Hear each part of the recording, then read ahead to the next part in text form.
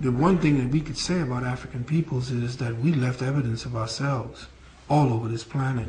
And that's the problem with European scientists. The deeper they dig, the blacker the planet gets.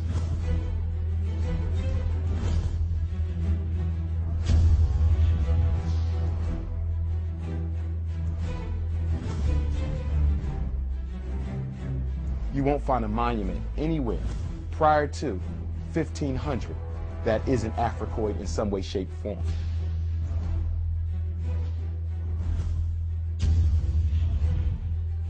People think Africa and Asia and Guatemala, Southern America, these places were all jungle. Jungle came after the invasions of European colonialism. Then the jungles came in because nobody was manning the land anymore. I'm an African American. Africa's my race, America's my geopolitical place. I'm not surrendering that to anybody. The monument that we know is Stonehenge. A European writer by the name of Gerald Massey said in one of his books that Stonehenge was built by an African man named Mauryan.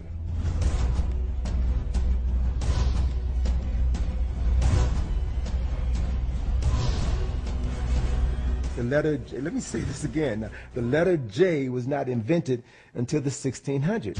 So the reality is, Jesus is not the name of that person.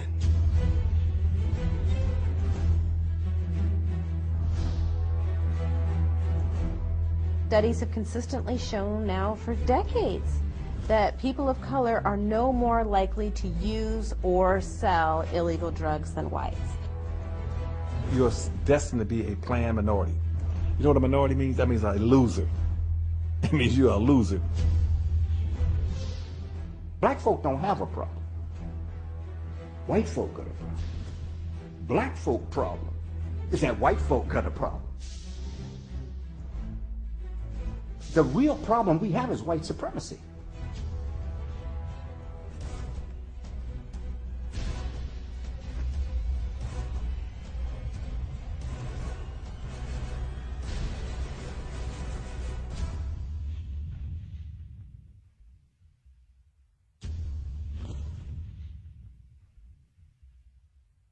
The 13th Amendment reads, slavery is abolished except when you are found guilty of a crime and go to jail. So prison is the slave plantation. And look at all the things that are denied you in jail is the same thing that were denied Africans on the plantation. Slavery still is very much alive.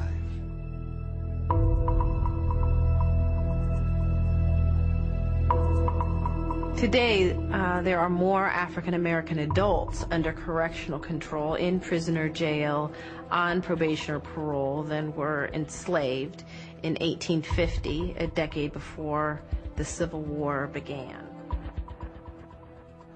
Crime and crime rates did not drive mass incarceration to begin with. Incarceration rates have fluctuated over the years, gone up, gone down. Today, are actually at historical lows, but incarceration rates, especially black incarceration rates, have consistently soared regardless of whether crime is going up or going down in any given community or the nation as a whole.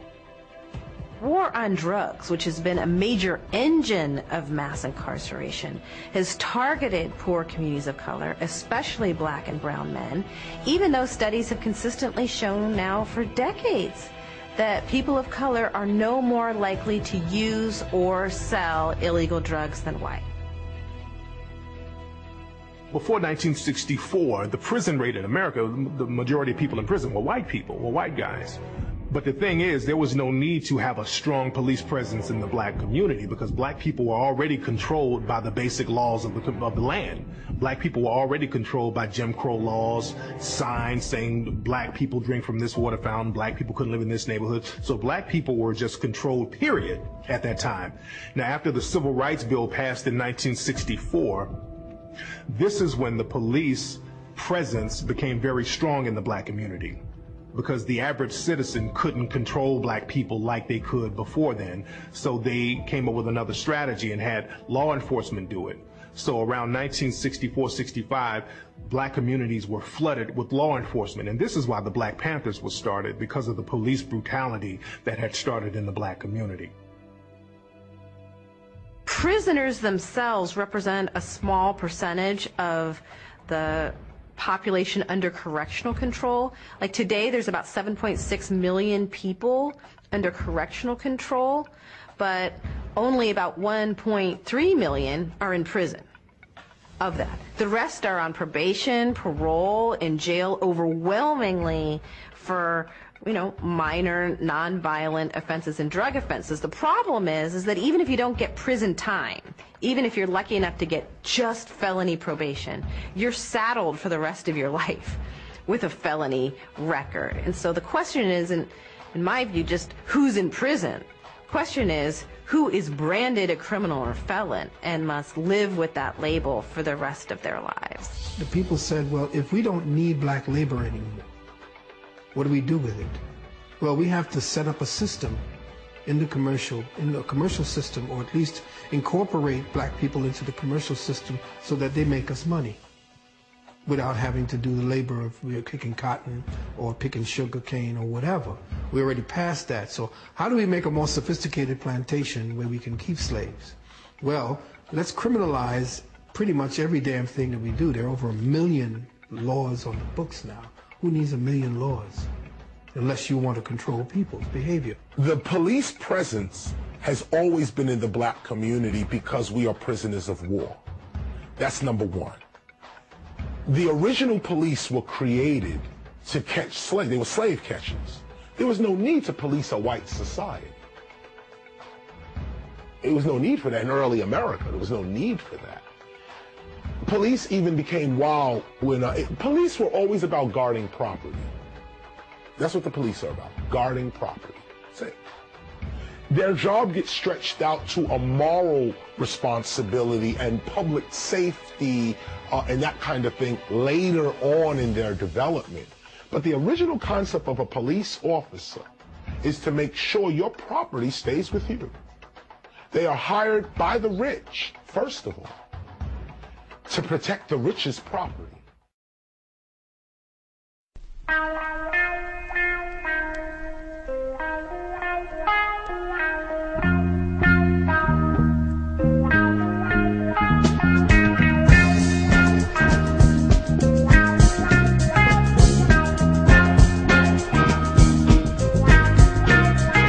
There have been years of suffering, indignity, and abuses from the man. And many is the time when injustice occurred because of our permanent tan.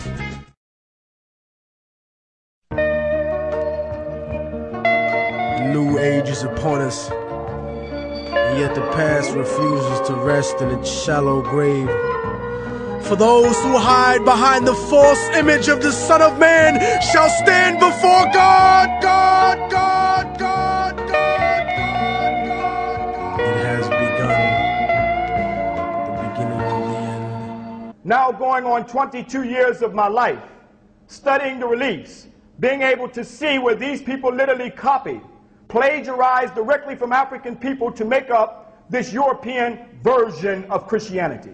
Yes, I'm saying a European version of Christianity because African people were Christians before white folks were Christian. In fact, we were persecuted for being Christians in Africa, in North Africa, long before the Romans were even Christians. We're going to deal with that. Christianity that existed in the Nile Valley.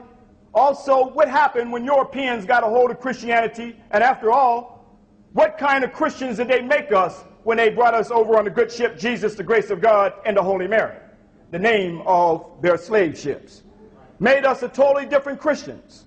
We want to deal with that. Here we see the Kandake's treasurer is reading a Bible. And this is around 42 to 52 AD. And he's reading the Bible, and after he gets information from Philip, he goes south back into the land of Nubia or to the Christian nation of Meroe. Now that tells us that Africans along the banks of the Nile were already Christians before Romans were Christians, because this is around 42 to 52 AD. What gave rise to the Aksumite Christian civilization and Christian religion in Ethiopia was the fall of Meroe, and the Christian religion went into Aksum. The Ekfu, that is an Kushite symbol of the Meroe Ethiopians that go back thousands of years, that you see on the churches of Ethiopia. So the legacy and tradition is still passed down. Okay, now you see here this barbarian here that you may know as Hitler.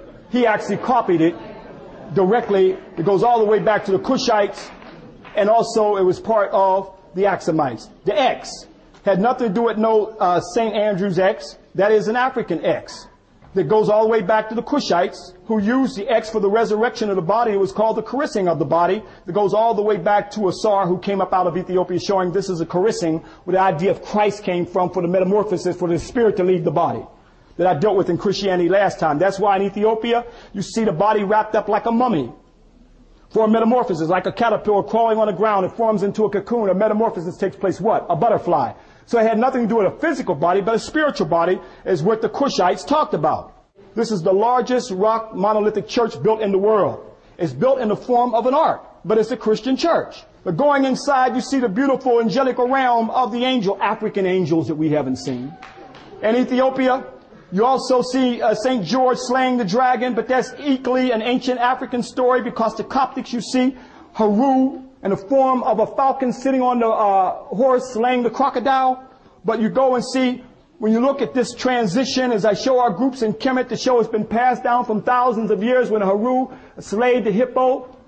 They represented Set. So it's an ancient African story that's passed down for thousands of years. It ends up in Christianity today. You finally reached the great and holy city of Aksum. Now we're here.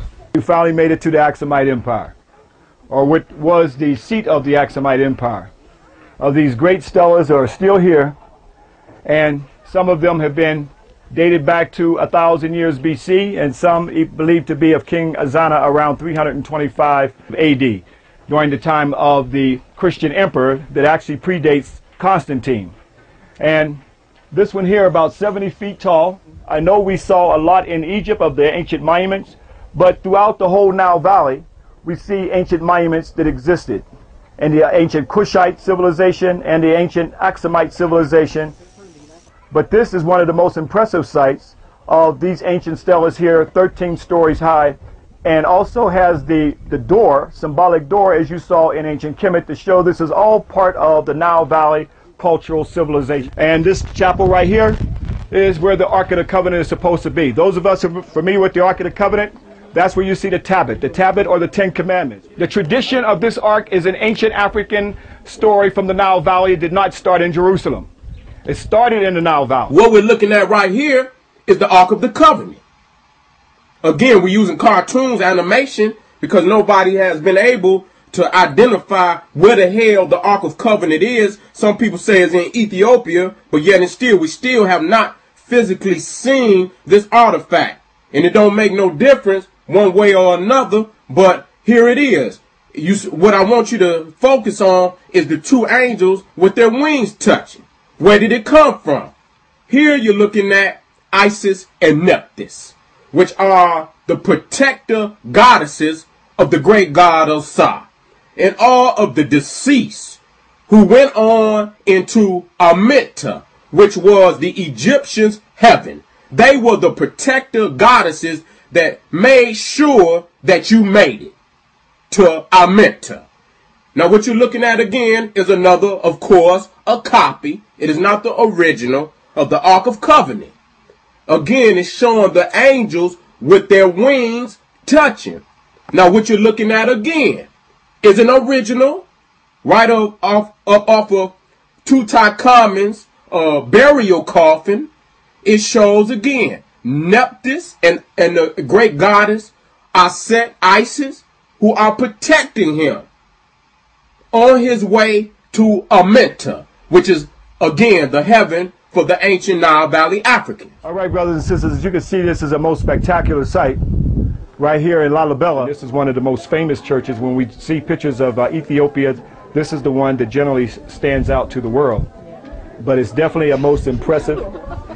It's standing on its own rock. It's standing on their own living rock bed. If we can understand, relate to that, it's their own living rock bed that they actually used and carved it out. This was African ingenuity here that built these structures. When we go down and you're standing up on the hill, as magnificent as this is, as you can see it carved out of this rock bed here, but it's even going to be more impressive as you get further down into it. And here, when you go into Ethiopia, you see the Ark and you see the Black Madonna right here. The Black Madonna. After all, the Black Madonna is an ancient African, Cushite, Ethiopian Madonna and child that came up out of Africa over 4,100 years BC. That's the origin of it.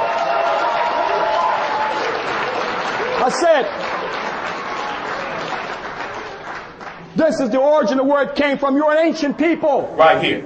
Now this is the Black Madonna right here in Bethlehem. This is in the Church of the Nativity. Okay? This is the one in Bethlehem, the Church of the Nativity. Go look it up. It is nothing but a later variation of our Set and Horus. I'm sorry. That's evident, man. This is more ancient. The Nile Valley is, so what we got to understand that really what we doing is nothing but what our fathers and mothers did, but we put our own spin on it. And the next generation coming after gonna put a spin on this one, and the one that gonna put a spin, but it's always a core culture and practice of a people that stay the same. This is the same thing, but the oldest is that they come up out of the Nile Valley. That show you that a lot of what they call in Christianity is really Nile Valley science. In the early, up into 322 AD under Constantine, even though anything before 322 AD with Constantine, that's Nile Valley. That's an assault. Jesus ain't even on the scene yet. Exactly. They not taking it yet. Exactly. They still fighting them motherfuckers. Under Constantine is when it really was forced down our throat. That's when motherfuckers became Christians. Okay? We want to deal with the images behind closed doors in the cellar where the Pope secretly worships the Black Madonna. I have the visual documentation. We're going to see it. They are now, as you see the Madonna and child right here of Ethiopia, they are now removing the Black Madonna, and now you see the white ones are going up now. Keep in mind, it was the Jesuits. It was the Jesuits who came in, these religious gangsters who called themselves the Society of Jesus to try to bring in Roman Catholicism into Ethiopia. It was the Senyos who they almost converted. In fact, they did convert. It was his father, Fossil, I'll talk about in a minute, who was able to get these Jesuits out of Ethiopia to save the Orthodox African Christianity in Ethiopia. So many of the churches you see today have a white Madonna. This is showing where they're trying to, again, enslave Ethiopia to their Roman Catholicism. After all, when you go into Europe, they're worshiping a Black Madonna. That's why when the brother called out the Holy Mary, I had to say the black one.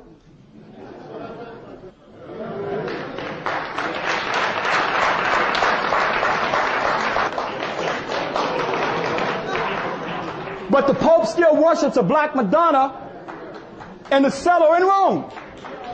He secretly worships a Black Madonna. And so we see right here that the Black Madonnas were taken right from Aset and Heru. And so right there, I'm going to tell you right now, there is no Jesus. That's going to hurt you. Because the Jesus, Mary, Joseph is the rape of Asa, Aset, and Heru. Bottom line, there is no Jesus. You cannot paint Jesus black. There is no black Jesus. It's just Asa. You got to go back to the origin. Can't do it. I know it's hurting. I know it's hurting. Because we done been through this for so long. And we actually believe that what our people taught us was true. They didn't know no better shit. We just waking up. We're just waking up. But we have to, this is still us though. Don't fight it. This is still our history. You see this? This Black Madonna right here, if I'm not mistaken, is in Spain. Both of these are European Black Madonnas.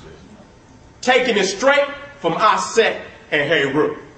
See, the original Madonnas in Europe were black. And the most sacred Madonnas in Europe today are still black. You will see thousands of bound down to these black Madonnas. I was down in Mexico. They had Jesus up there, but he had brown skin. It looked like them. But we the only people that worship another man like that. It's sickening. It got to start with that God figure. This Black Madonna right here, this right here is at the Church of the Nativity in Bethlehem. This is over the grotto where they say Jesus was born. This is a Black Madonna in Bethlehem over the grotto where Jesus supposedly was born. We know it's a fairy tale. So this shows what the true Madonna and child was, because they took it from Aset and they took it from Heru. And then you got to understand that Aset had went up into Europe. They was worshiping Aset in Greece and Rome. You got the Herculean worship of Aset. This is Diana. This is a Greco-Roman goddess who was taken from Aset. This shows you that in Europe that they was worshiping the Black Madonna before Mary and Jesus. See, y'all don't understand that. So Mary and Jesus is just a modern day representation of an old concept that we have always worshipped our woman. You see, it's black. And they made specifically for sure that she was black, because everything else is white. This is the Lady of Czestochowa. This is in Poland. This is the one that the Pope bowed down to. Pitch black. They ask the question, why is all these Madonnas black? And they're going to say, well, after burning the candles in the church for so many years, that the smoke turned them black. And then why ain't turning nothing else black?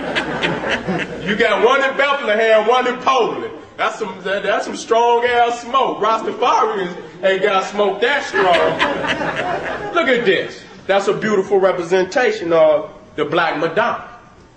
And child, I could respect that. I could respect it because I know the origin of it. It's nothing but Aset and it's nothing but Heru.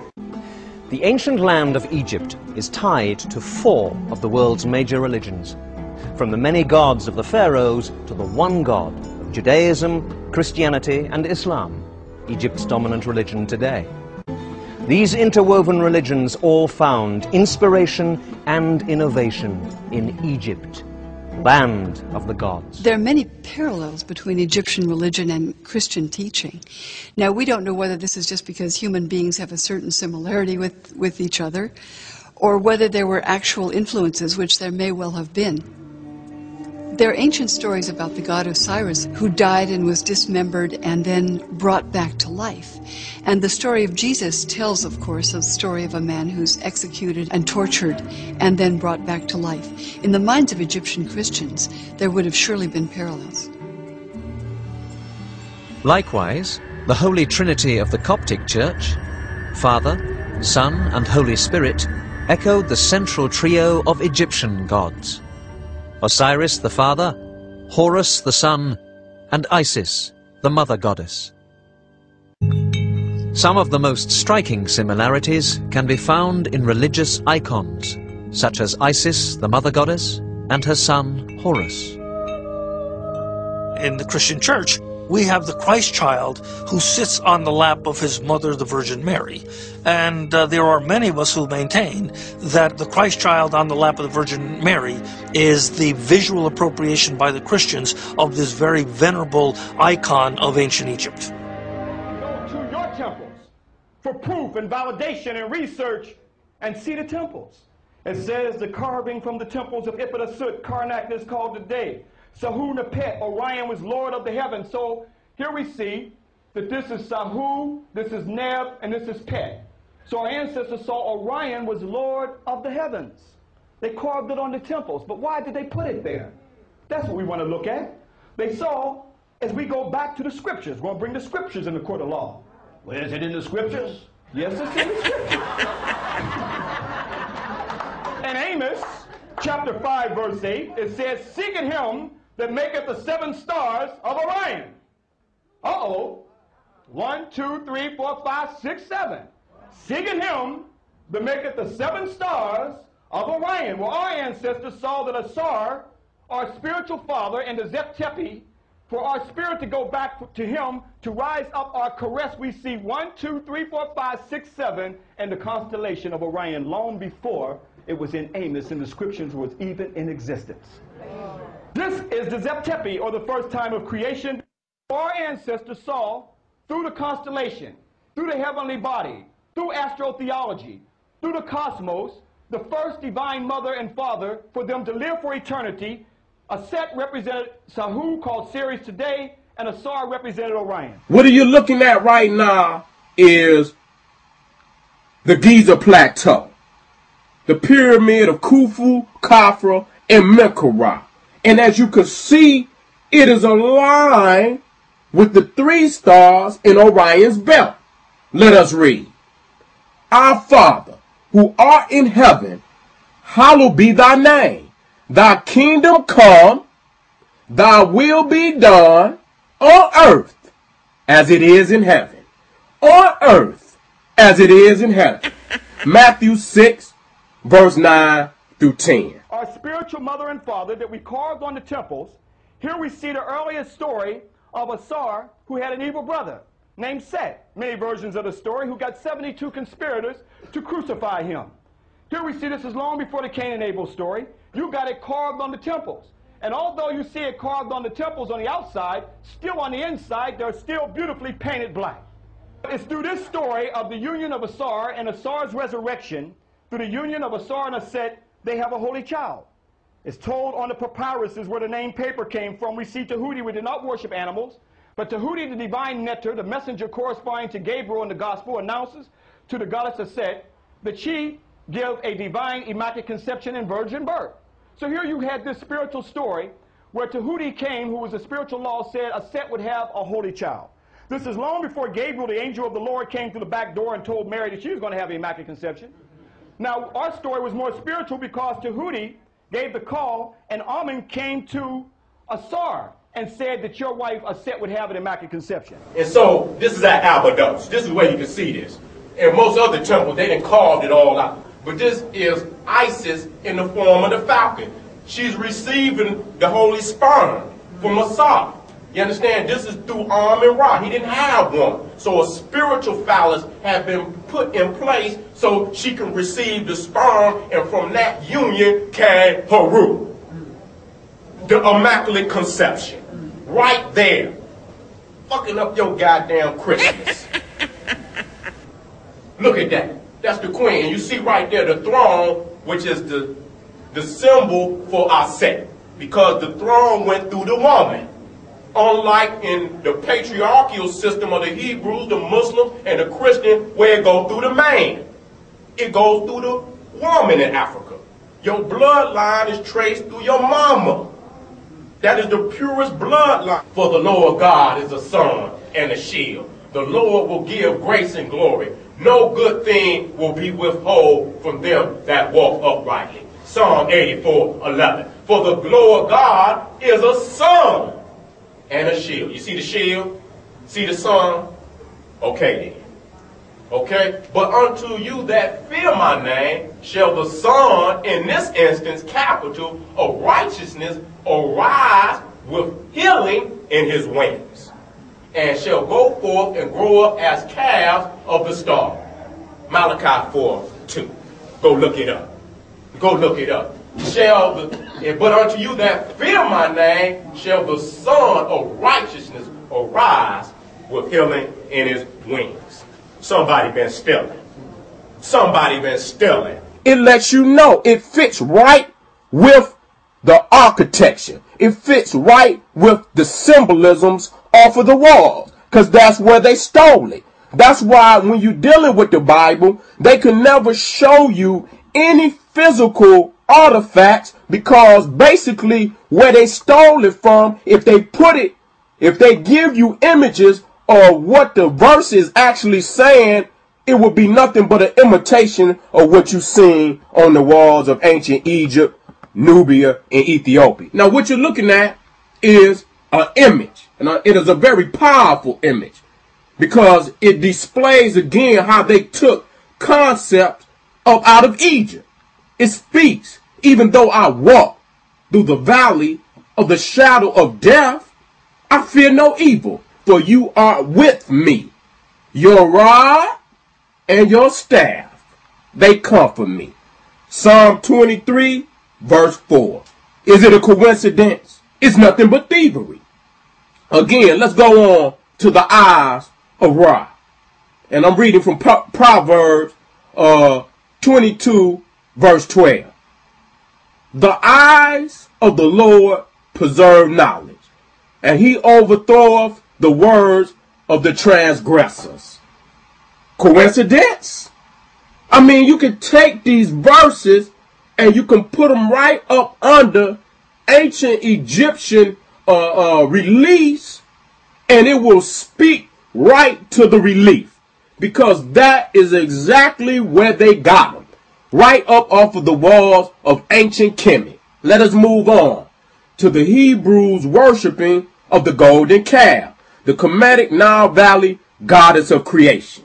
This is exactly what I'm talking about when you catch somebody with the damn goods right in their hands.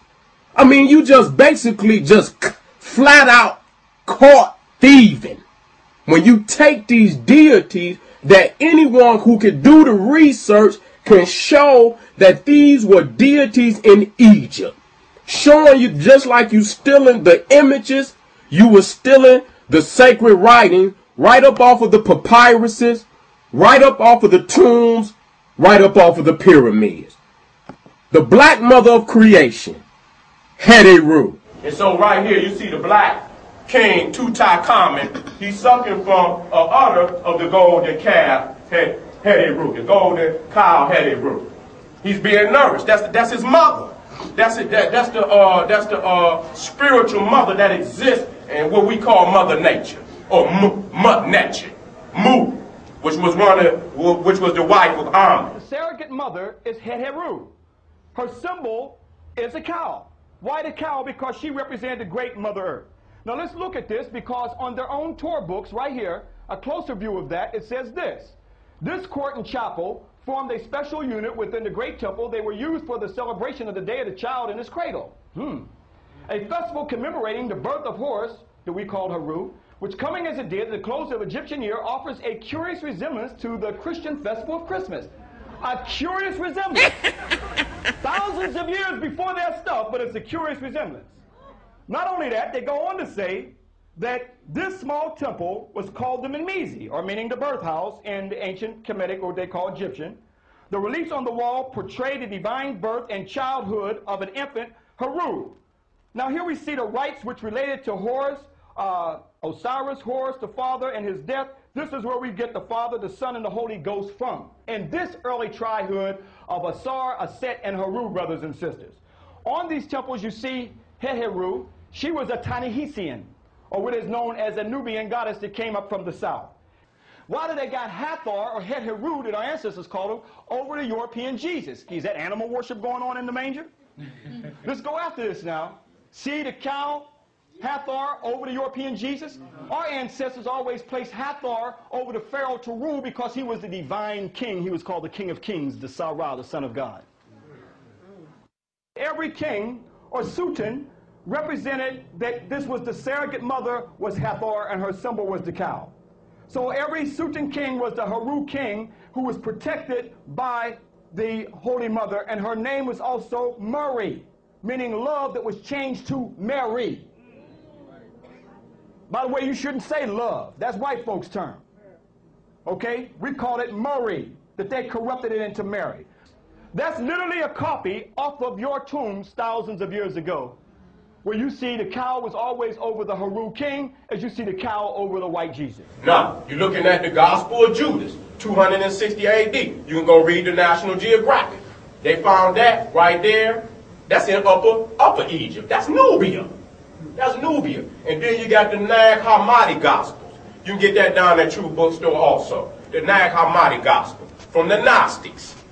You understand? The fact is, it's written on papyrus. That's what the oldest manuscripts of Christianity is written on. It's written on papyrus, an indigenous plant that come up out the Nile. If they had not come into Egypt, the Hebrew wouldn't even know how to damn write. The Hebrew wouldn't even know how to damn write. Damn right. Damn right. What do you see on this Gospel of Judas, 260 AD? You see the Ankh. You see the Ankh still on there. That's because they was taken from the scrolls of ancient Egypt. I know it hurt you. It should. So you got to see the evolution of the book. The early books was written on papyrus. Papyrus come from Kemet. Right. It's an indigenous African plant. That show you right there where they got their origins from. Tell me nothing about no damn Christianity. That's some Johnny-come-lately philosophies that they took up out of the ancient Nile Valley teaching. Joshua, late Egypt, 2nd century. What I want y'all to notice, it's on papyrus. Again, Bible, Egypt, Matthew, Egypt, first half of the 4th century. And it says, unique texts of the gospel, 8 chapters, are the earliest known of this part of the Bible, coming up out of Egypt. Earliest known. It's on papyrus, Leviticus, Egypt, late century. What I'm showing you is this is where they translated or stole what you call the earliest works of the Hebraic religion, Christian religion. They were stealing that shit up out of the temples in ancient Kemet and converting it. And so this one says the oldest manuscript of this part of the Bible, Leviticus, Egypt, late 2nd century. This is out of the Scowen collection. And you can go look that up. The Scowen collection. The oldest manuscript of Jonah and 1 Peter. Egypt, 3rd century. This is what I'm showing you. These is the oldest ones. These are the oldest parts of the goddamn Bible. This is 3rd century in Egypt. Now you look here at this church. It's either D.C. or it's Philadelphia, where this church is. You can see they still got the ark. It's nothing but our Holy Family. This is the Holy Family, the womb, the phallus, and the feminine and masculine attributes. That's life. Ain't no life without that. Fucking your Christmas up. The Aquarian Gospel of Jesus Christ, chapters 20 through 44, were taken from the text known as Unto Thee I Grant. Now let's go into chapter 55. Jesus passes the 7th brotherhood test, and in the purple room of the temple receives the 7th, the highest degree, the Christ. He leaves the temple a conqueror. This is in Egypt. This is in Egypt. This is where he receives his 7th, the highest degree of Christ. He receives it in Egypt. Why is this not taught? Let's go into chapter 54. That gives the clear reference of what I'm talking about. Jesus becomes a private pupil of the Hierophant and is taught the mysteries of Egypt. In passing the 7th test, he works in the chamber of the dead. In Egypt, not Canaan, not Mecca, not Morocco, not America. Egypt is where he receives his degree of Christ. Plagiarism. Upon your brow I place this diadem in the great lodge of the heavens and earth. You are the Christ. In Egypt. Spirituality is a way of accepting the fact that there is a spiritual force in the universe larger than all of mankind. But someone had to come along and invent a word called God. And someone had to say of another God and say, mine is better than yours. And someone had to create faith. Someone said, I have the true faith. Religion is the organization of spirituality into something that became the handmaiden of conquerors. Nearly all religions were brought to people and imposed on people by conquerors. And used as the framework to control their mind. My main point here is that if you are the child of God and God is a part of you, then in your imagination, God's supposed to look like you. And when you accept a picture of the deity assigned to you by another people, you become the spiritual prisoners of that other people. The representation of God should always be the great. It should always be the black, because it can produce all things. The representation of God should always be the great. It should always be the black, because it can produce all things. The representation of God should always be the great. It should always be the black, because it can produce all things. The representation of God should always be the great. It should always be the black, because it can produce all things. Not that. Fucking your Christmas, son.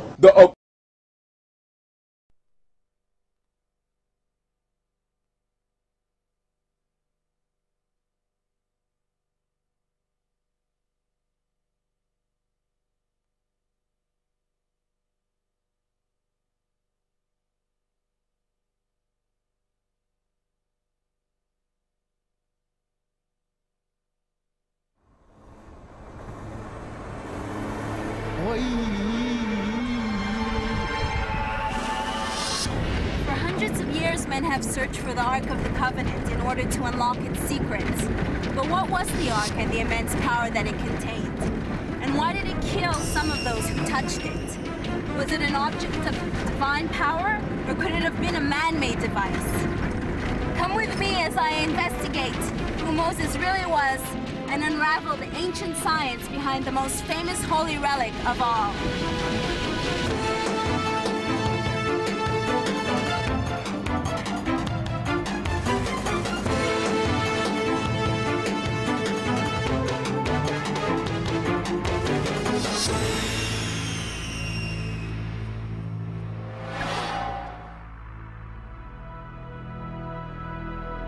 The book of Exodus in the Bible is very clear on how to build the Ark of the Covenant. The box had to be made of hard chitim wood, or acacia as it's known today, 45 inches long, 27 inches wide, and 27 inches deep, and then lined inside and out with pure gold. A solid gold mercy seat, or lid, was to be placed on top of the Ark, upon which perched 2 gold winged cherubs facing each other with their wings spread. 2 wooden carrying poles were then passed through gold rings on either side of the box to allow it to be carried safely.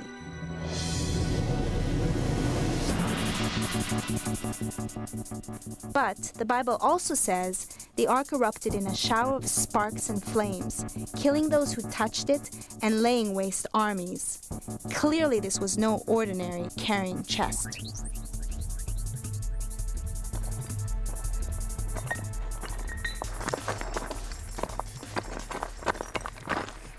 I'm here in the Sinai Desert, amid thousands of square miles of just sand and scrub. According to the Bible, more than 3,000 years ago, Moses stood here and received instructions from God to build the Ark of the Covenant.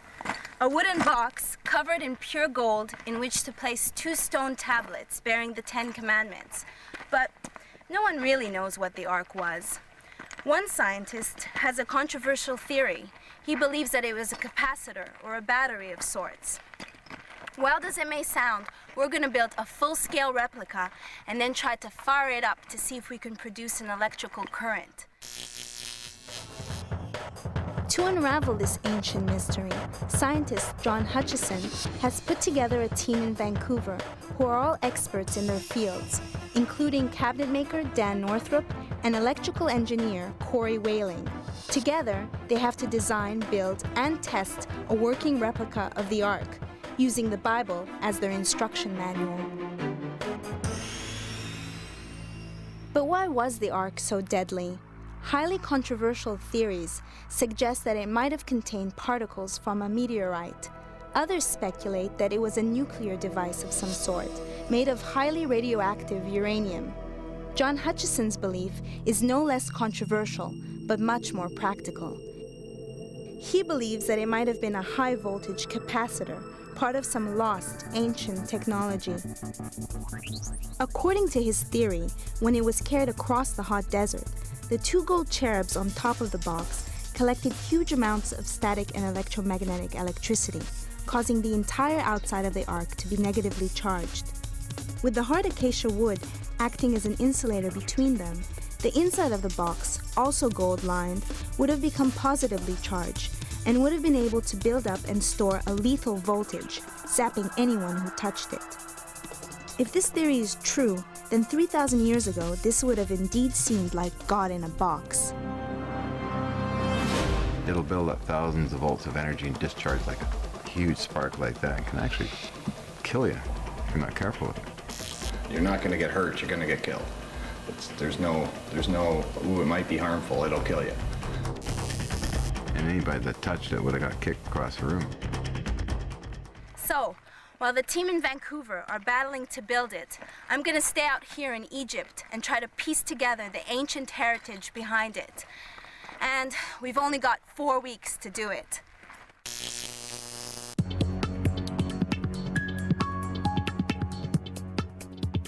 Dan has bought long planks of raw milled Canadian acacia, which he now needs to cut down to size.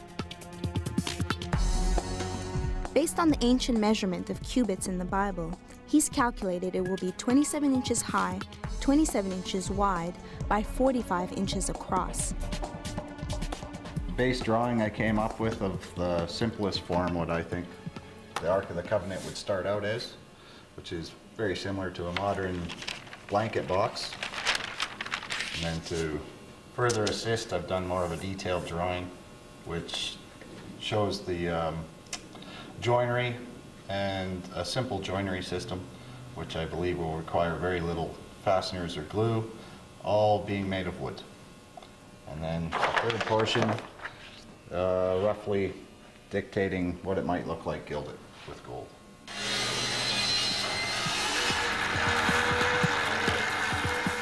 My further research this morning in the Bible, I went back to the time of Exodus, as I have several times the instructions for the sizes, the materials. 2 cubits shall be the length thereof, and a cubit the breadth thereof, and a cubit and a half the height thereof. And thou shalt overlay it with pure gold, and make thereto a crown of gold around it.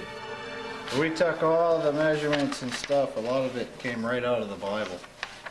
So we're trying to, here, there's your negative earth, negative outer layer. That's what talks about it floating. Dan Northrop is a master craftsman. His work includes handmade cabinets, desks, and tables for film stars, politicians, and even royal families. At heart, though, he says he's just a wood freak. I've worked on thousands of pieces that have been built from 300 to 400 years ago. I've duplicated pieces from those eras. I've never had the chance to duplicate something from 3,000 years ago. Nice and tight. A little bit of movement. We got it. John Hutchison is a maverick scientist, specializing in electromagnetic currents, and has been fascinated by the Ark for as long as he can remember. In the 1980s, he pioneered a project to investigate the effects of intense electromagnetic electricity on different materials. The results were surprising, with reports of metal discs levitating off laboratory tables, wooden planks fusing together with metal rods, solid metal balls liquefying, and heavy apparatus lifting off the floor. The experiments became known as the Hutchison effect. Although controversy still surrounds his work in this field, there are many scientists who have validated Hutchison's pioneering research.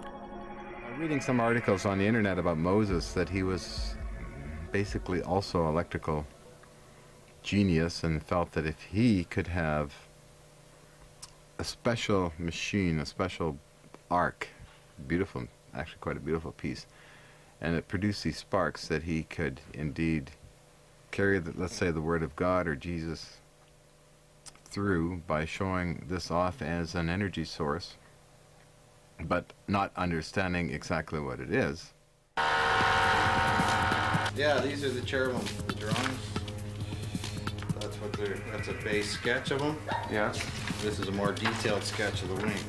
So that sits on top of the box. Yeah, these sit on top of the mercy seat. Anybody who would experience sparks out of it or coming between the cherubim or weird glows coming from it would indeed say that God has something to do with it. Corey Whaling is an electrical engineer who specializes in high-voltage transformers. He's convinced the Ark was some form of ancient capacitor. It could have very well built a charge from the priests carrying it through the desert by the clothing they're wearing, the heat and the friction of their legs rubbing together, the furs they used to protect themselves from the box. All of that could have built a static charge, and it could have been captured in the Ark as a capacitor.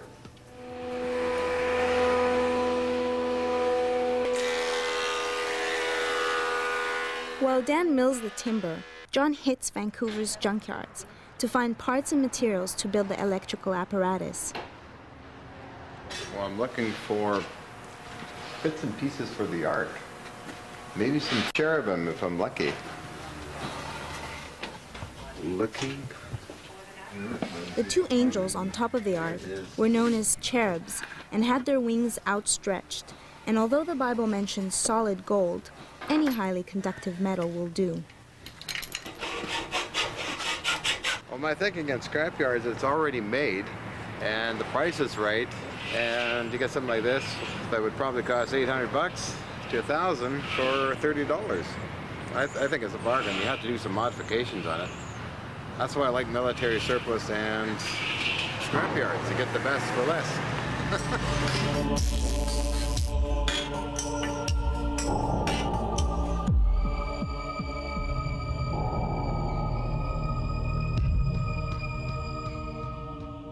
While John Hutchison and the team in Vancouver battle against the clock to build a full-size replica of the Ark of the Covenant, I've come back to Egypt, the country of my ancestors, to try to unlock the secrets of this enigmatic box.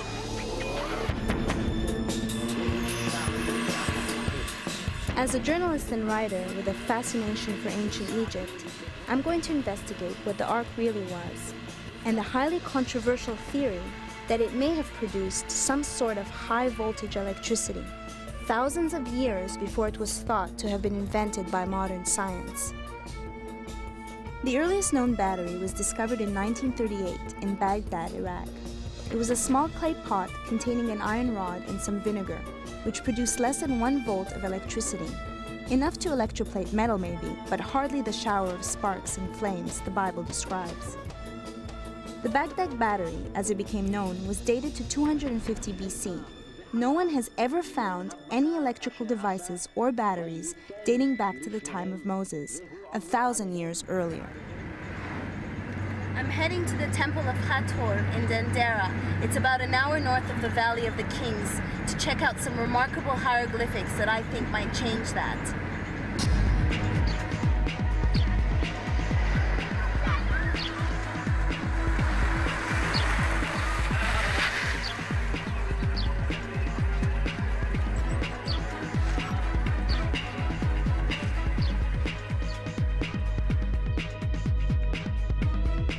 This was one of the most important temples in ancient Egypt. It had the largest alchemical library in the kingdom and was a center of science, medicine, and learning. It also houses some of the best preserved and most intriguing wall reliefs ever discovered. In the heart of the temple was the Holy of Holies, an inner sanctum which was only accessible to the high priests and the pharaoh himself. This is where they performed their alchemy, transmutated metals, interpreted dreams. This is where the magic went down, and all the secrets are etched on the walls around me. Like this ark, look at it. There's a box with wood carrying poles. It looks exactly like the Ark of the Covenant. And although we don't know its exact purpose, it's very possible that it was an integral part of their magical ceremonies.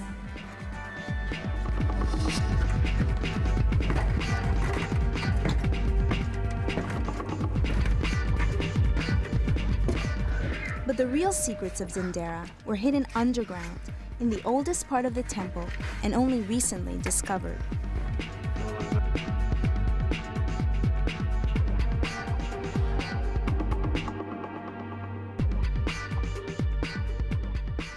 Underneath the temple, deep in the crypt, are supposedly these mysterious hieroglyphics, first found by British Egyptologist Alan Alford in the 90s.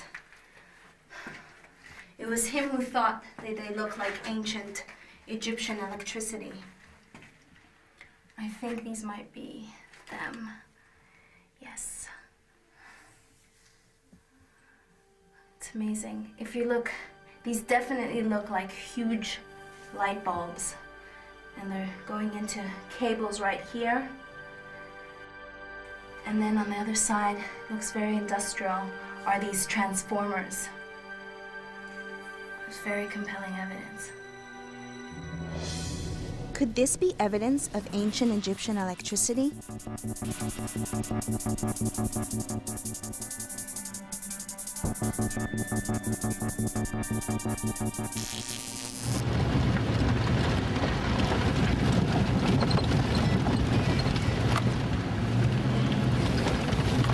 Hello? Hey, Dan! How's it going? Yeah? And how about the carrying poles?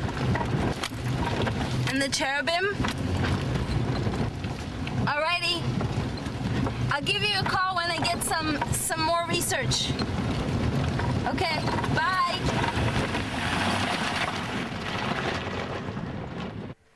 So, it's possible that the Egyptians were familiar with electricity, but what about the Ark of the Covenant? Golden chests like these on carrying poles appear on dozens of tombs throughout Egypt, and they're strikingly similar in shape, design, and size to the Ark of the Covenant.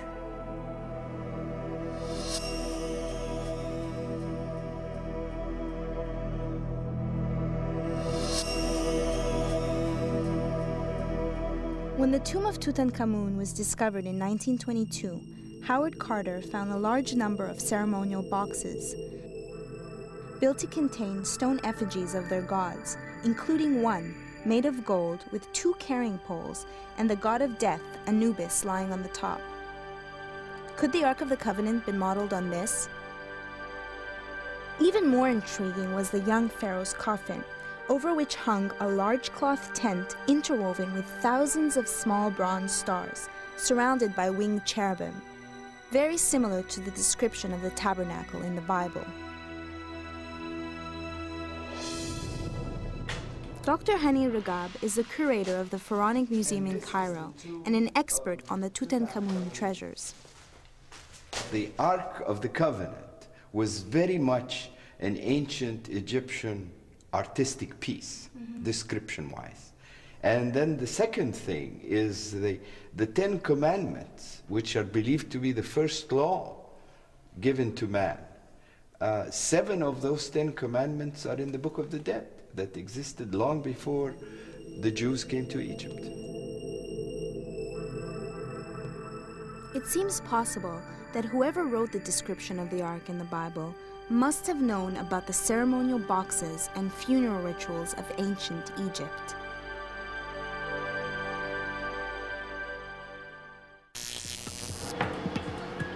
Back in Vancouver, Dan's ready with the wood and is now beginning to assemble the box. This is about half of the lumber that's going to be involved in the box, and I'd say we're well over 100 pounds at this point. When the entire thing's together, poles, cherubims, carcasses, I'd definitely say we're going to be at least 500 pounds. Well, you're going to see the tenon on the top, and you're going to see it on the bottom, but once it's done, you won't see it because the box will be on it and the molding will be on it. Okay.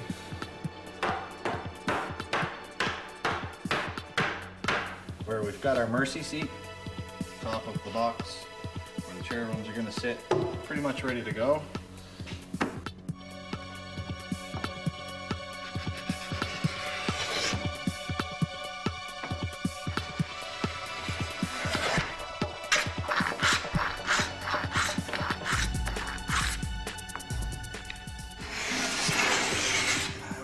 had the strength of the Egyptians at this point.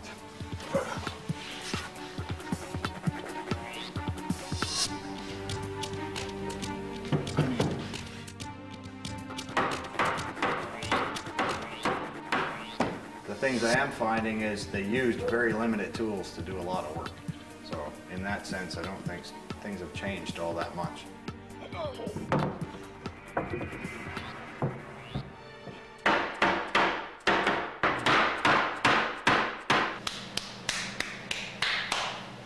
Just need the orders from Mr. Hutchinson. While Dan and Corey work on the Ark, John goes back to his apartment, which he's transformed into a high-voltage lab. To the door. Cool. I'll actually take my shoes off. Welcome to John's World, or John's Paradise, or John's Paradise. Strange World of John. The ancient Egyptians were using voltaics and different metals and also possibly electrostatics. And I think they even had crude light bulbs from what I'm told.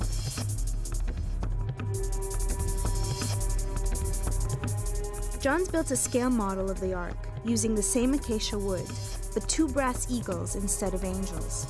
He's attached the box to a powerful transformer to test how it will react to a high voltage charge. Even here, the dangers are very real. I've heard a story 30 years ago from a radio broadcaster where they built a replica of the Ark in a university, and this thing actually electrocuted somebody, and the project was shelved because it was too dangerous.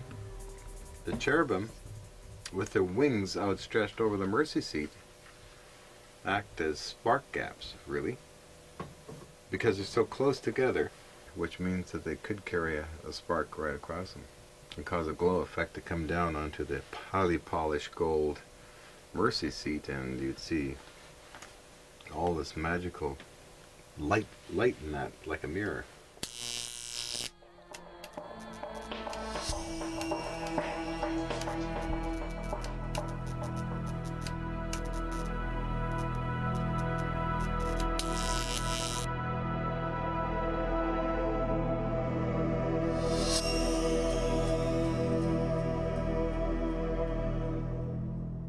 One of the more controversial theories on the Great Pyramid at Giza is that it was an energy source built at a specific location to harness a strong, natural electromagnetic field, like other ancient sites such as Glastonbury and Machu Picchu. According to these theories, the king's chamber inside the Great Pyramid functioned like a huge capacitor and stored this charge, causing those inside to have out-of-body experiences. Could this really be true? I had to find out for myself.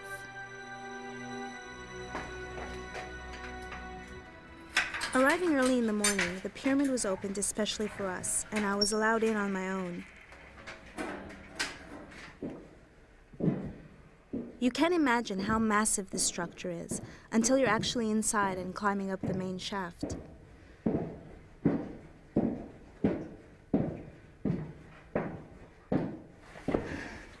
Some experts say this was a tomb, but others believe that it was used for rebirth and regeneration. One thing's for sure, it's a long ways up to the king's chamber.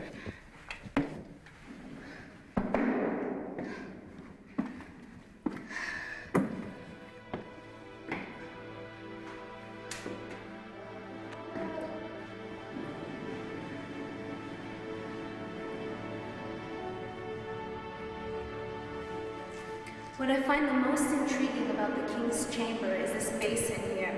It's made out of quartz and granite, and it's the same cubic capacity as the Ark of the Covenant. 45 inches long, 27 inches wide, and 27 inches deep. What was it used for? Could it have been that the Ark of the Covenant was placed in here, and that's how the pyramid came to life? I didn't have an out-of-body experience here, but there is a strange feeling, a strange kind of energy. It's tempting to speculate that the granite basin was indeed some form of rebirthing pool, its natural quartz crystals, and this whole chamber somehow brought to life by a power source. But without any proof, speculation, it must remain.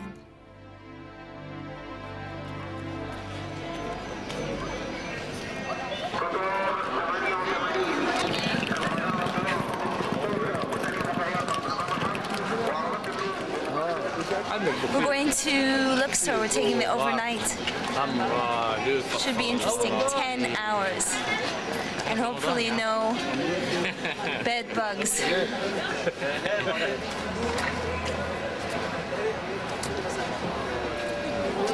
There are no tourists on this train. There's mostly locals. I guess all of them are going to Luxor.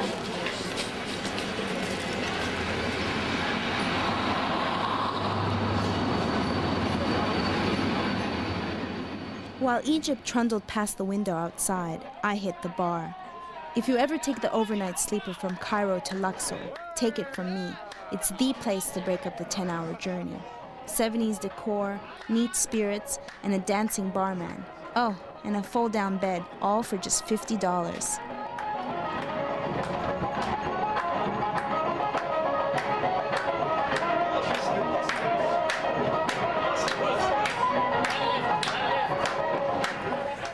As dawn breaks, we arrive in Luxor, the ancient capital of Thebes.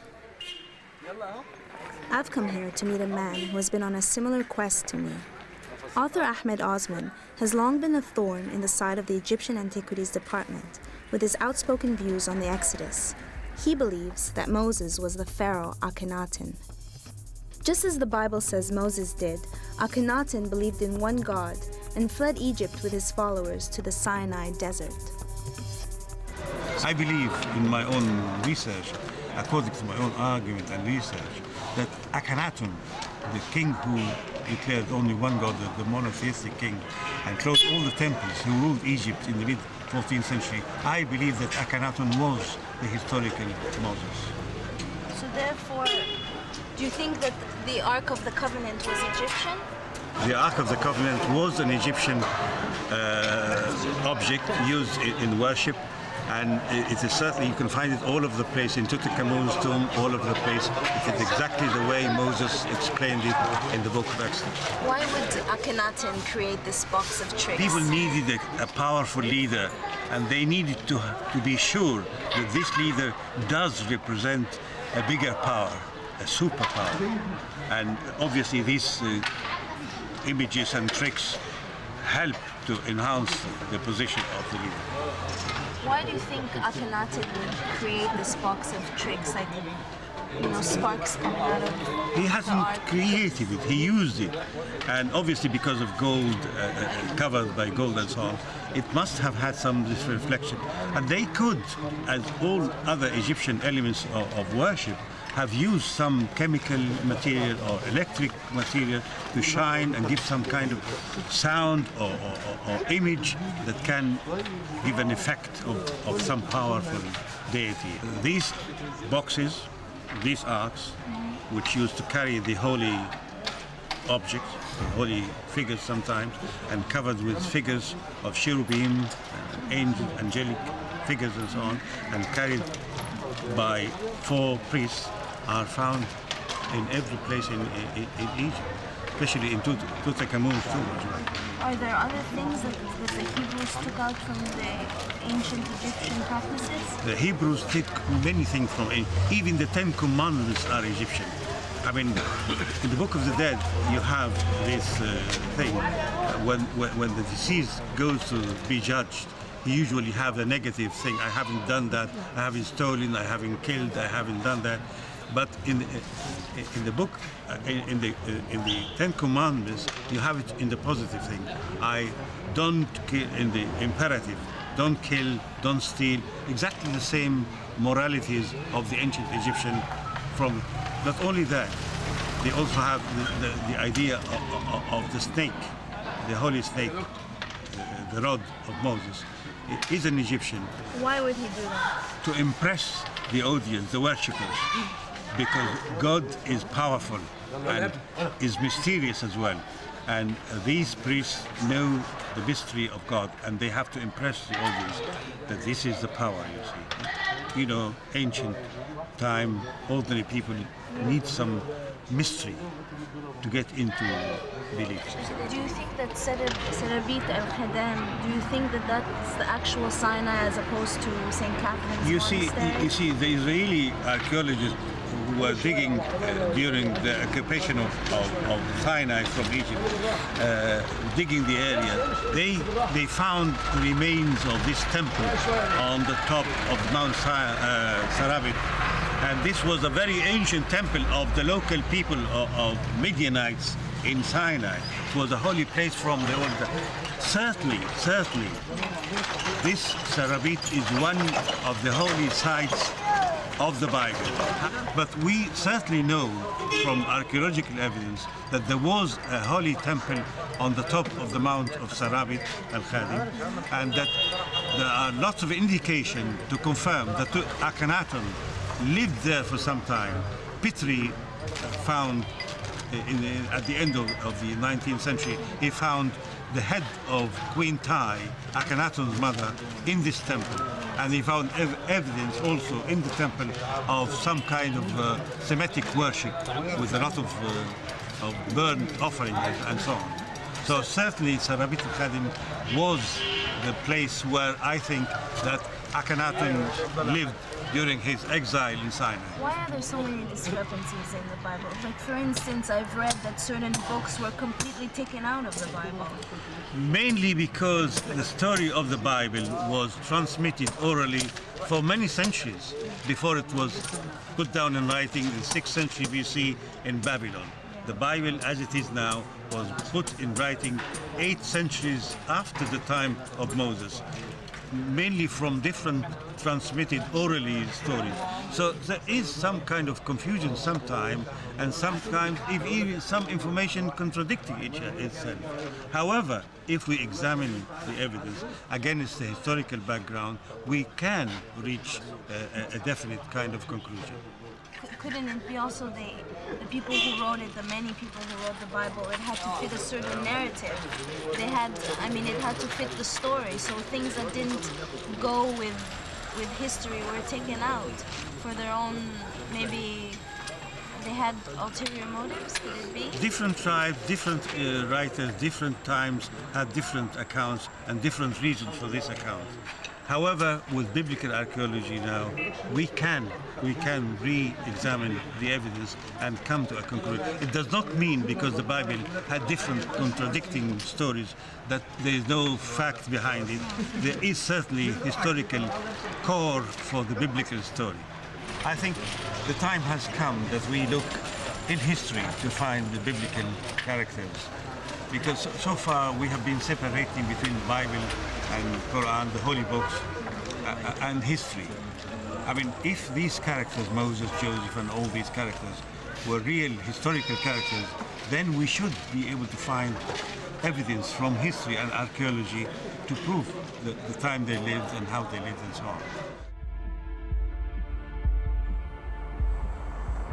Just 1 week to go now till our deadline expires. Time to check in with Vancouver.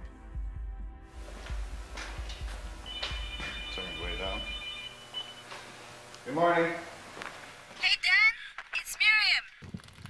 I know I'm probably waking you up, but I wanted to know how the Ark is going. Pretty good to this point. The box is together. We're just working on the top, and there's a few little things with the electrical guys that need to be worked out to finish the last bit of molding. But besides that, the box is going great. Okay. Have to contour the staves, the carrying poles. All right. I'll call you a little bit later when you're more awake.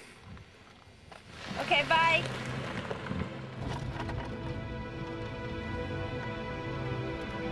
I've seen what looks like early forms of electric current on the walls underneath the Temple of Dendera, and I've seen dozens of ark-like golden chests in tombs. Could they really be connected, and how? If Moses really was the Pharaoh Akhenaten, then the answer could be out here in the Sinai desert, in the ruins of the temple. All I had to do was find it. The Bible says that the Ark of the Covenant was constructed on Mount Sinai, where St. Catherine's Monastery is today. But that was built in the 4th century AD, nearly 2,000 years after Moses.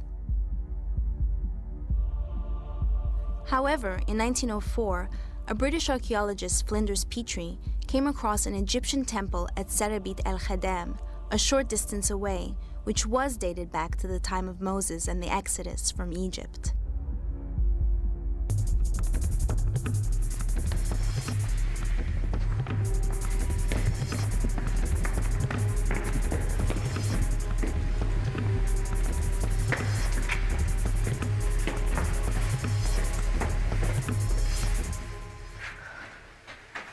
Serabit el-Khadam was dated back to 2600 BC. Why was there a major ancient Egyptian temple so far away from Thebes, built on a remote mountaintop? Surely this ties into the theory that Pharaoh Akhenaten fled and set up court in exile, where he and his followers could worship their one god, Aten. And this is very similar to the story in the Bible of Moses.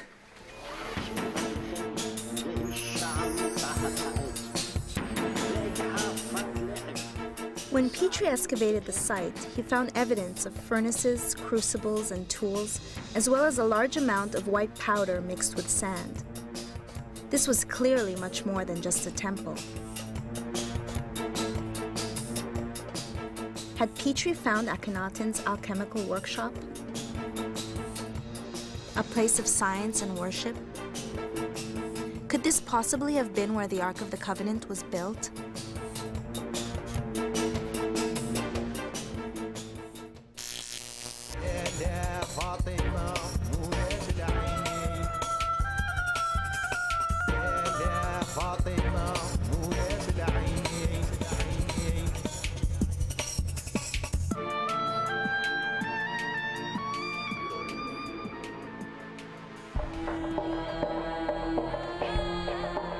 In our quest to explore a controversial theory that the Ark of the Covenant might have been an electrical capacitor, I've found it's quite possible the Ark was Egyptian in design, and that it could have been made in Sinai. It's also possible it might have been used by the Egyptian high priests in the temples. But the question remains, what was it used for? There's an Egyptian working in the Valley of the Kings who may have the answer. Ibrahim Mohammed Ali Rabi is the head of one of the oldest families in Gurna. And there is few family. His great-grandfather helped excavate in the Valley of the Kings, and his detailed knowledge of the area has been passed down through generations. We live in the tombs of the noble here. The Gurna people, when they come, they used to live inside the tombs, and they start to build their houses outside of the tombs. And we know there is, especially in the tombs of the noble, they have so much secret about power. Working in the tombs of the nobles, which have been largely abandoned by modern archaeologists, Ibrahim has spent years analyzing the mummies and researching the burial rituals of the high priests.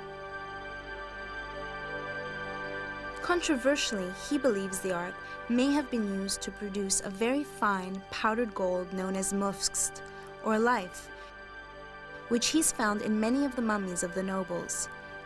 He thinks the powder was produced by exposing the naturally mined gold to great heat inside or on the Ark. And although there's no proof that this was the case, the scientific theory is possible. Here used to be a stone door, has been locked and sealed and painted, so nobody knows. This used to be a secret place for the powder jar.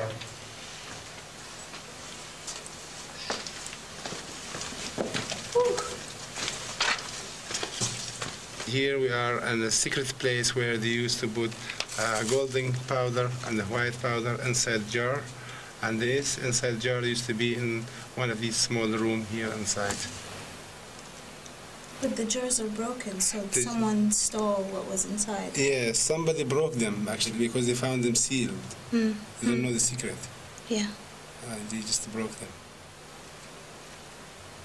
Somebody's arm. Oh my God. See how big? Wow. And it's heavy because of all the medicine herb and the gold inside.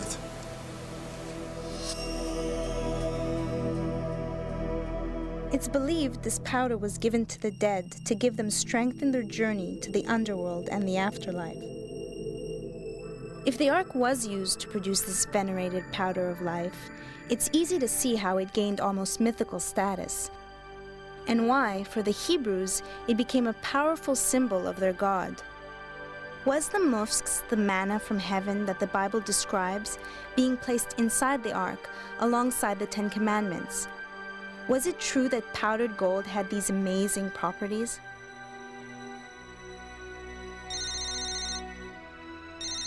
Hello? Miriam, how are you doing? I wanted to ask you a couple of questions. While I've been doing my research, I came across something called the mufsks, and it's supposed to be this high spun gold. I know about this special white powder. There's been a lot of interest in the scientific community about it. They refer to it in the scientific community as monatomic elements. Yeah. It's white powder that is found in mining areas, and they analyze it and find that it contains gold, the salts of gold. Yeah, that's exactly what I'm saying. Okay, this is good. I'm having a lot of fun on the project, and I hope everything over there in Egypt's okay. You're very welcome, and have a great evening or day, whatever it is over there. I'll be in touch with you. Find out the progress. All right. Bye. Bye.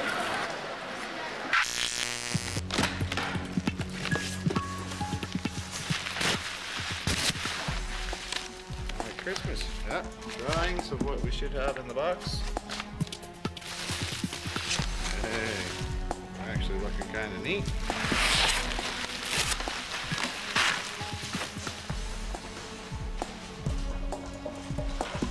With the two brass cherubs now on site, Dan puts the finishing touches to the ark, adding the intricate hand-carved moldings and panels, as well as the carrying poles.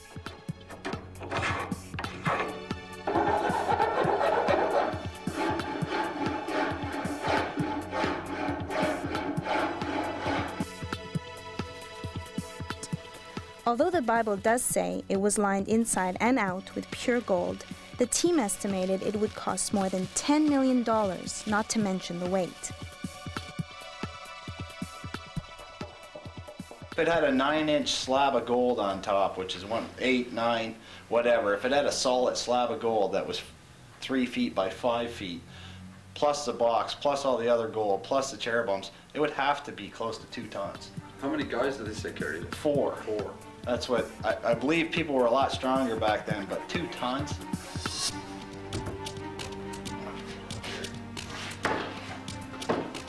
To turn this wooden box into a capacitor, they're putting 2 layers of copper plates inside the box, separated by a large sheet of insulation material. Each layer would be 1 plate of the capacitor. And when it's charged, one would develop a positive charge, one would develop a negative charge. And the energy would actually be stored in the insulator as a static electricity. While John, Dan, and the team made their final preparations to the Ark in Vancouver, I spent my last night in Luxor, sitting around the fire with the men of Gorna. Men who'd grown up in the tombs of the pharaohs, whose ancestors had built them, and who'd actually seen the great treasures before they were looted, and who knows, maybe even a golden ark or 2. Listening to the music and their adventures, I realized how little had changed here for thousands of years.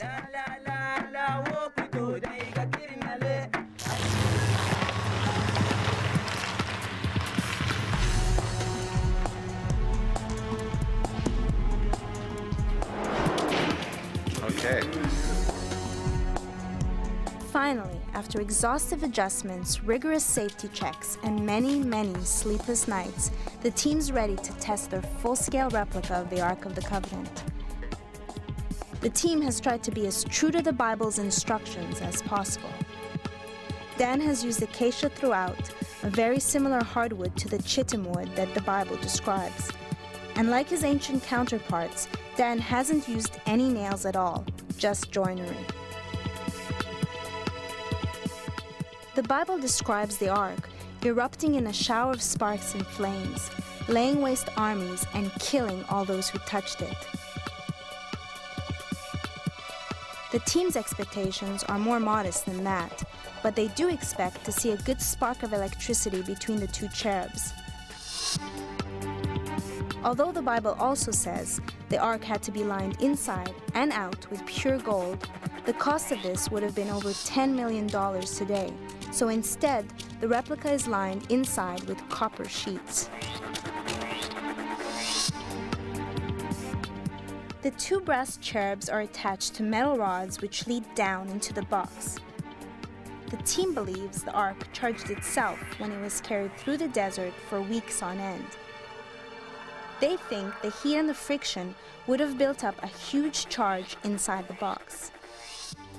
To replicate this, John's attached the ark to a powerful transformer, which will provide 50,000 volts of electricity. If his calculations are correct, the copper chamber inside the box will charge up and then spark between the wings of the two cherubim. I think they'll actually put on quite a light show. You don't want to touch it. Definitely do not want to go anywhere within feet of it, really, when it's arcing. This powers the primary energy here, here, so here. Cables again. Okay, he's connected. Why have I got this here? Anything can happen, I guess. So you're not concerned then? Well, that'd be fun. What the hell? Why not? You only live once, right? Let her rip.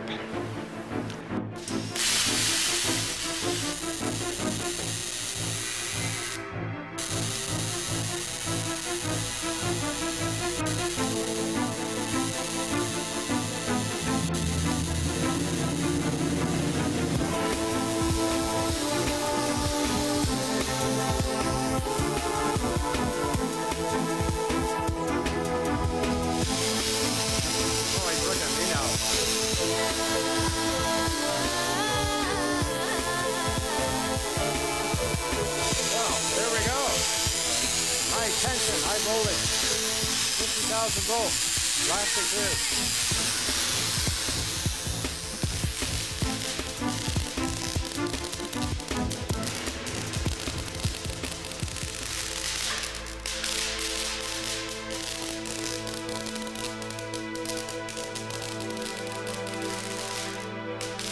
The experiment did seem to be a success. The ark did charge up like a capacitor, and the cherubim did spark between their wings before bursting into flames.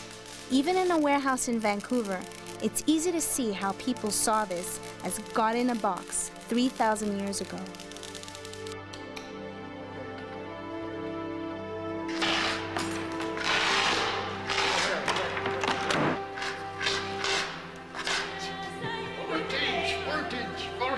Voltage, the power of voltage.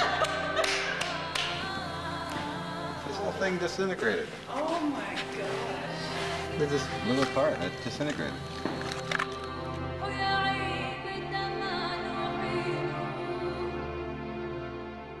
That's a lot of energy to do that.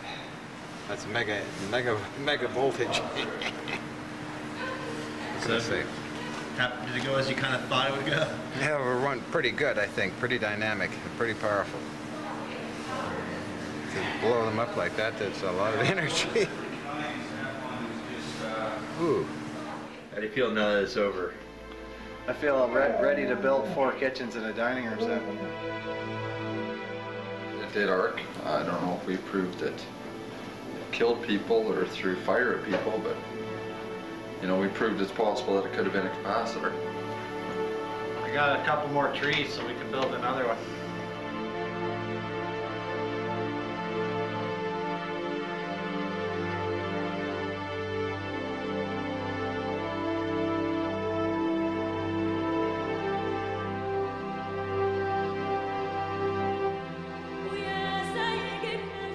Although Hutchison's theory is controversial, the team may have moved closer to proving the Ark was an electrical capacitor of some sort, perhaps connected to what looked like the ancient light bulbs and electrical equipment we found on the tomb walls. But we may never know for sure. Like so much in this ancient land, the Ark could have been part of a lost technology, a lost knowledge, enshrined on the walls of tombs and temples for thousands of years, which we're only today beginning to unlock and understand.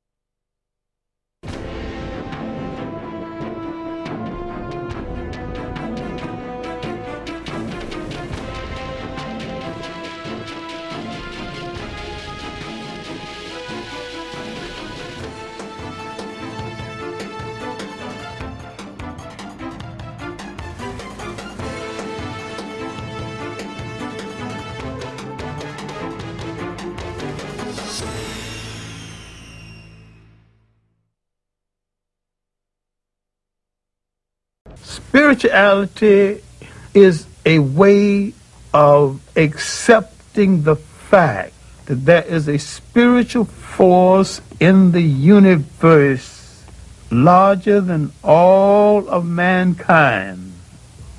But someone had to come along and invent a word called God. And someone had to say of another God and say, mine is better than yours. And someone had to create faith. Someone said, I have the true faith. Religion is the organization of spirituality into something that became the handmaiden of conquerors. Nearly all religions were brought to people and imposed on people by conquerors and used as the framework to control their mind.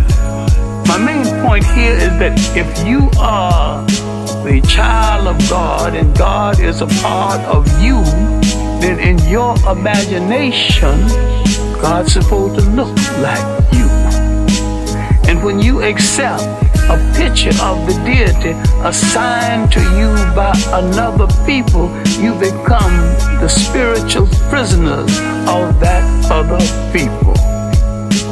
The representation of God should always be the great. It should always be the black, because it can produce all things. The representation of God should always be the great. It should always be the black, because it can produce all things. The representation of God should always be the great. It should always be the black, because it can produce all things. The representation of God should always be the great. It should always be the black,